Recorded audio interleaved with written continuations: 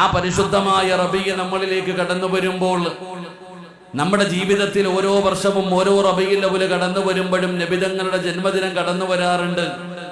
പക്ഷെ ആ ജന്മദിനങ്ങളിൽ നിന്നൊക്കെ വ്യത്യസ്തമായിട്ട് ഈ വരുന്ന പരിശുദ്ധമായ റബീഉൽ അവ്വലിന് വല്ലാത്ത ഒരു പ്രത്യേകതയുണ്ട്.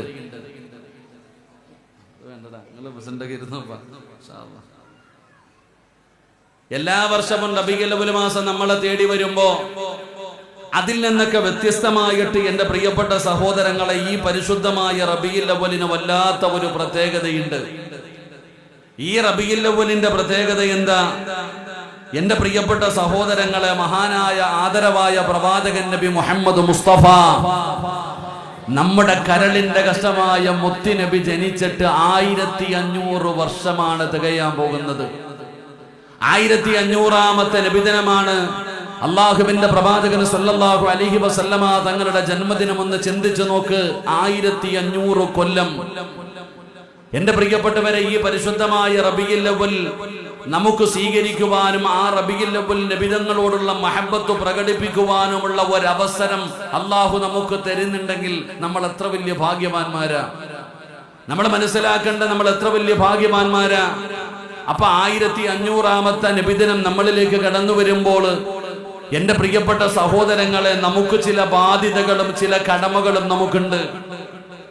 അള്ളാഹുവിന്റെ റസൂൽ സല്ലല്ലാഹു അലൈഹി വസല്ലമ തങ്ങളുടെ 1500ാമത്തെ ജന്മദിനം നമ്മളിലേക്ക് കടന്നു വരുമ്പോൾ വല്ലാത്ത ഒരു പ്രത്യേകതയുണ്ട്. എന്റെ പ്രിയപ്പെട്ട സഹോദരങ്ങളെ, ആ പ്രവാചകനെ അനുസ്മരിക്കുകയും ആ പ്രവാചകന്റെ മദ്ഹുകൾ പറയുകയും ആ പ്രവാചകന്റെ ജീവിതം ലോകത്തോട് വിളിച്ചു പറയുക എന്ന് പറയുന്ന വലിയ ഒരു കടമ, ഒരു വലിയ ബാധ്യത നമുക്കുണ്ട്. ലോകത്തിന്റെ മുമ്പിൽ നമുക്ക് വിളിച്ചു പറയാൻ ഒരുപാട് കാര്യങ്ങളുണ്ട്. ഈ പരിശുദ്ധമായ റബീഉൽ അവ്വൽ നമ്മളിലേക്ക് കടന്നു വരുമ്പോൾ ലോകത്തിന്റെ മുമ്പിൽ ഒരു ചോദ്യചിഹ്നമായി ഇന്നും ഒരാൾക്കും മറുപടി പറയാൻ കഴിയാത്ത ഒരുപാട് കാര്യങ്ങൾ ലോകത്തോട് വിളിച്ചു പറയുവാൻ ആ പ്രവാചകന്റെ ചരിത്രങ്ങളെ കുറിച്ചും അവിടുത്തെ മദ്ഹുകളെ കുറിച്ചും പറഞ്ഞു കൊടുക്കേണ്ട ഒരു ബാധ്യത കൂടെ നമുക്കുണ്ട്. എന്റെ പ്രിയപ്പെട്ട സഹോദരങ്ങളെ, ഈ ലോകം ഒരുപാട് മാറിപ്പോയി. ഇന്ന് നമ്മൾ എല്ലാവരും പറയുന്നത് ലോകം മാറിയെന്ന, ജനങ്ങൾ മാറിപ്പോയി, കാലം മാറിപ്പോയി എന്നൊക്കെ പറയാറുണ്ട്. എന്റെ പ്രിയപ്പെട്ടവരെ, ലോകം എത്ര മാറിപ്പോയാലും 6ാം നൂറ്റാണ്ടിൽ നിന്ന് 21ാം നൂറ്റാണ്ടിലേക്ക് ഇന്ന് ജനങ്ങൾ വന്നു നിൽക്കുമ്പോൾ, 6ാം നൂറ്റാണ്ടിൽ നിന്ന് 21ാം നൂറ്റാണ്ടിലേക്ക് എന്റെ പ്രിയപ്പെട്ടവരെ ജനങ്ങൾ മുഴുവനും വന്ന് നിൽക്കുമ്പോൾ നമ്മൾ മനസ്സിലാക്കേണ്ട കാര്യം, ലോകത്ത് ഒരു മാറ്റവുമില്ലാതെ ഇന്നും നെഞ്ചുപിരിച്ച് നിൽക്കുന്ന ഒരേ ഒരു കാര്യം, മഹാനായ ആദരവായ പ്രവാചകൻ നബി മുഹമ്മദ് മുസ്തഫ സല്ലല്ലാഹു അലൈഹി വസല്ലമ തങ്ങൾ കൊണ്ടുവന്ന ആ പരിശുദ്ധമായ ദീന. ഈ 1500ാമത്തെ നബിദിനം കടന്നു വരുമ്പോൾ നമുക്ക് ലോകത്തോട് വിളിച്ചു പറയാൻ കഴിയുന്ന ഒന്നാമത്തെ കാര്യം, ആ മുത്തുനബി കൊണ്ടുവന്ന ആദർശം, ആ മുത്തുനബി കൊണ്ടുവന്ന ആ പരിശുദ്ധമായ ദീനുൽ ഇസ്ലാമിന്റെ ആശയ ആദർശങ്ങൾക്ക് ഒരു പുള്ളി വ്യത്യാസം പോലുമില്ലാതെ ഇന്നും അത് ലോകത്തെങ്ങനെ നിലനിൽക്കുകയാ. ഒരു വ്യത്യാസവുമില്ല, ഒരു വ്യത്യാസവുമില്ല. അത് ലോകത്ത് അങ്ങനെ തന്നെ നിലനിൽക്കുന്നു. എന്റെ പ്രിയപ്പെട്ടവരെ, ഖിയാമത്ത് നാൾ വരെ കടന്നുപോയാലും അതിന് യാതൊരു മാറ്റവുമില്ല. എന്റെ പ്രിയപ്പെട്ട സഹോദരങ്ങളെ, ആ ദീന്റെ നിലനിൽപ്പിന് വേണ്ടി തൂണായി പടന്നു വന്ന അള്ളാഹുവിന്റെ വിശുദ്ധമായ ഖുർആൻ, ആ പരിശുദ്ധമായ ഖുർആനിന് ഒരു മാറ്റവുമില്ലാതെ ഖിയാമത്ത് നാൾ വരെ ആ ഖുർആൻ ഇങ്ങനെ നിലനിൽക്കുകയാ. എന്റെ പ്രിയപ്പെട്ട സഹോദരങ്ങളെ, ഈ റബീഉൽ അവ്വൽ കടന്നു വരുമ്പോൾ അത് ലോകത്തോട് നമുക്ക് വിളിച്ചു പറയാൻ കഴിയണം. പരിശുദ്ധമായ ദീൻ എന്ന് പറഞ്ഞാൽ എന്താ? ആ ദീനിന്റെ ആദർശം എന്താ? ഒരു മുസ്ലിമിന്റെ ജീവിതം എന്താ? ഒരു മുസ്ലിം എങ്ങനെയായിരിക്കണം, അവൻ എങ്ങനെയാണ് ജീവിക്കേണ്ടത് എന്ന് പ്രവാചകൻ സല്ലല്ലാഹു അലൈഹി വസല്ലമ തങ്ങൾ തന്റെ 23 വർഷക്കാലത്തെ ജീവിതം കൊണ്ട് നബിതങ്ങൾ നമുക്ക് പഠിപ്പിച്ചു തന്നു. ആ പഠിപ്പിച്ചു തന്ന രീതിയിലാണ്. നബിതങ്ങൾ പഠിപ്പിക്കാത്തതൊന്നുമില്ല. ഒരു രാജ്യം എങ്ങനെയാണ് ഭരിക്കേണ്ടത്, ഒരു നാട് എങ്ങനെയാണ് പരിപാലിക്കേണ്ടത്, ഒരു പള്ളി എങ്ങനെയാണ് പരിപാലിക്കേണ്ടത്, ഒരു ഭവനം എങ്ങനെയാണ് പരിപാലിക്കേണ്ടത്, അല്ലാഹുവിന്റെ പ്രവാചകൻ സല്ലല്ലാഹു അലൈഹി വസല്ലമ തങ്ങൾ രാജാധികാരം മുതൽ കേവലം ഒരു മനുഷ്യന് ടോയ്ലറ്റിലേക്ക് കയറുമ്പോൾ ഏത് കാല് വെച്ച് കയറണം, ഇതുപോലെ കടന്നു വരുമ്പോ പച്ച തോരണം കെട്ടലും കൊടികെട്ടലും അതാ മൗലിദ് പാരായണം നടത്തലും വഅദ് വെക്കലും മാത്രമല്ല, ആ പ്രവാചകൻ ആരാണ്, ആ പ്രവാചകന്റെ ആദർശം എന്താണ്, പടച്ചവനെ ഒരു മുസ്ലിം എന്ന് പറഞ്ഞാൽ ആരാണ്, ലോകത്തോട് പറഞ്ഞു കൊടുക്കാൻ കഴിയണം, ലോകത്തോട് വിളിച്ചു പറയാൻ കഴിയണം. അതുകൊണ്ട് എന്റെ പ്രിയപ്പെട്ടവരോട് പറയുന്നു, നമ്മൾ അല്ലാഹുവിനെ മറന്നുപോയടോ. എന്തുകൊണ്ട് പണ്ടാണ് ഒരു കാലഘട്ടമുണ്ടായിരുന്നു. മുസ്ലിമിനെ ബഹുമാനിച്ചിരുന്ന, മുസ്ലിമിനെ ആദരിച്ചിരുന്ന, സ്നേഹവും സൗഹാർദ്ദവും ഉണ്ടായിരുന്ന ഒരു കാലം നമുക്കുണ്ടായിരുന്നു.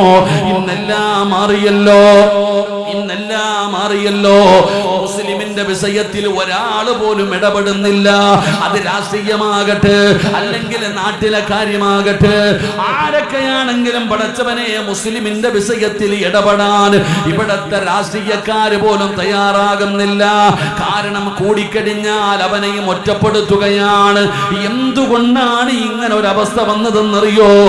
എന്റെ പ്രിയപ്പെട്ടവരെ, നമ്മൾ അല്ലാഹുവിനെ മറന്നുപോയത് കൊണ്ടാ. ഇന്ന് അല്ലാഹുവിനെ ആർക്കും ഓർമ്മയില്ല, നബിതങ്ങളെ കുറിച്ചുള്ള ചിന്തയില്ല. ജീവിതം ആസ്വദിക്കുകയാണ്, ജീവിതം അടിച്ചു പൊളിക്കുകയാണ്. പള്ളികളിലെ മിനാരങ്ങളിൽ, മദ്രസകളിൽ പടച്ചവനെ സംഘടനകൾ എല്ലാവരും പ്രബോധനം നടത്തുന്ന കള്ള് കുടിക്കാൻ പാടില്ല, കഞ്ചാവടിക്കാൻ പാടില്ല, ലഹരി പദാർത്ഥങ്ങൾക്ക് എതിരായിട്ടുള്ള അത് ഉപയോഗിക്കുന്നതിന്റെ നാശത്തെക്കുറിച്ച് പള്ളിയുടെ മിമ്പറുകളിൽ പ്രസംഗം നടത്തുന്നു. മദ്രസയിലെ കുട്ടികളെ കൊണ്ട് പ്രതിജ്ഞ എടുപ്പിക്കുന്നു. നാട്ടിലെ യുവാക്കളെ വിളിച്ചിട്ട് ക്ലാസ് നടത്തുന്നു.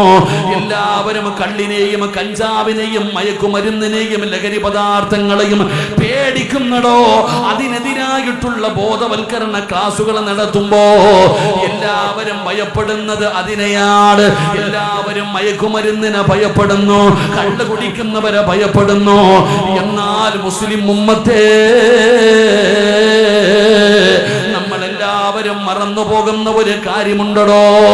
നമ്മളെല്ലാവരും മറന്നു പോകുന്ന ഒരു കാര്യമുണ്ട്. അതിനേക്കാളും നമ്മൾ ഭയപ്പെടേണ്ട കാര്യം എന്തെന്നറിയുമോ? ഇന്നത്തെ വളർന്നു വരുന്ന യുവതലമുറയുണ്ടല്ലോ, ഇന്നത്തെ യുവതലമുറയുണ്ടല്ലോ, നമ്മുടെ വീടിന്റെ അകത്ത് വളരുന്ന നമ്മുടെ മക്കളുണ്ടല്ലോ, ആ മക്കൾക്ക് പടച്ചവനെ മരണത്തിനു ശേഷമുള്ള ജീവിതത്തിൽ വിശ്വാസമില്ലാതെ പോയിരിക്കുകയാണ്. അവർക്ക് ഖബർ മുതലുള്ള ജീവിതമുണ്ടല്ലോ, ആ ജീവിതത്തിൽ അവർക്ക് വിശ്വാസമില്ലാതെ പോകുന്നു. അവർ അല്ലാഹുവിൽ അകന്നു പോവുകയാ, അവർ അല്ലാഹുവിൽ നിന്ന് അകന്നു പോവുകയാണ്. എല്ലാ ഇന്നത്തെ യുവതലമുറ ജീവിതം ആസ്വദിക്കാനുള്ളതാണെന്നാ പറയുന്നത്. സിറാജെ, നിങ്ങൾ തൊണ്ട പൊട്ടിയിട്ട് എത്ര വഅദ് പറഞ്ഞിട്ടും കാര്യമില്ല, ഞങ്ങൾ നന്നാകുകയില്ല. ഈ ജീവിതം ആസ്വദിക്കാനുള്ളതാ, ഈ ജീവിതം സുഖിക്കാനുള്ളതാ. ഈ പള്ളി വഅദ് കേൾക്കാൻ വന്നിരിക്കുന്ന മാതാപിതാക്കളോട് ഞാൻ തെളിവ് സഹിതം നിങ്ങൾക്ക് പറഞ്ഞു തരാ. ഞാൻ വെറുതെ പറഞ്ഞതല്ല. ജമാഅത്തിന്റെ പ്രസിഡന്റ് ആകട്ടെ, ഇവിടത്തെ കമ്മിറ്റിക്കാരനാകട്ടെ, ഹജ്ജ് ചെയ്തവനാകട്ടെ, ഉംറ ചെയ്തവനാകട്ടെ, വഅദ് കേൾക്കുന്നവനാകട്ടെ, എന്റെ പ്രിയപ്പെട്ട ഉമ്മമാരെ, ഫർദയും ഹിജാബുമിട്ട് കയ്യിൽ തസ്ബീഹും പിടിച്ച് ലാ ഇലാഹ ഇല്ലല്ലാഹ് എന്ന് പറഞ്ഞ് അല്ലാഹനെ ഭയന്ന് ജീവിക്കുന്ന പെണ്ണാകട്ടെ, നിങ്ങളോട് ഞാൻ പറയുകയാണ്, ഇന്ന് നമ്മളുടെ മക്കൾക്ക് അല്ലാഹുവേ മരണത്തിനു ശേഷമുള്ള ജീവിതത്തിൽ വിശ്വാസമില്ല.